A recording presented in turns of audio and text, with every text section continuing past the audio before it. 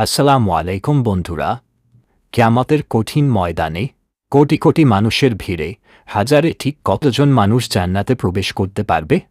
অপশনগুলো হল ১ ১০ জন, ২ ১ জন, ৩ ৭৩ জন, ৪ ১০০ জন।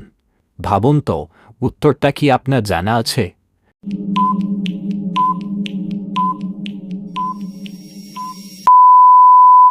সঠিক উত্তরটি জানার আগে এখনই চ্যানেলটি সাবস্ক্রাইব এবং পেজটি ফলো করে আমাদের সাথেই থাকুন।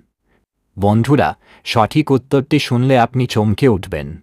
সঠিক উত্তরটি হচ্ছে ২ ১ জন। সহিহ বুখারীর হাদিস অনুযায়ী কিয়ামতের দিন আল্লাহ তাআলা আদম আলাইহিস সালামকে বলবেন জাহান্নামীদের আলাদা করতে। তখন প্রতি ১০০০ জনের মধ্যে ৯৯৯ জনই জাহান্নামে যাবে এবং মাত্র একজন জান্নাতে প্রবেশ করবে। সুবহানাল্লাহ! আল্লাহ আমাদের সবাইকে সেই ভাগ্যবান একজনের মধ্যে শামিল করুন। কমেন্টে সবাই লিখুন আমিন। ভিডিওটি ভালো লাগলে লাইক ও শেয়ার করতে ভুলবেন না।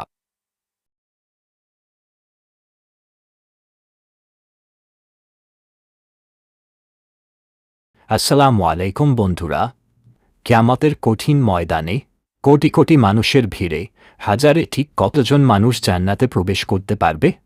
অপশনগুলো হল ১ ১০ জন, ২ ১ জন, ৩ ৭৩ জন, ৪ ১০০ জন।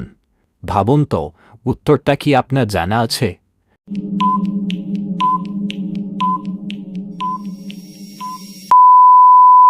সঠিক উত্তরটি জানার আগে এখনই চ্যানেলটি সাবস্ক্রাইব এবং পেজটি ফলো করে আমাদের সাথেই থাকুন।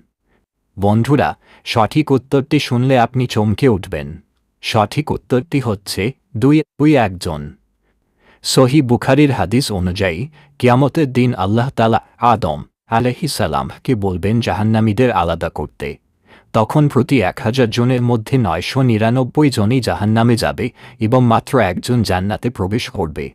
সুবহানাল্লাহ!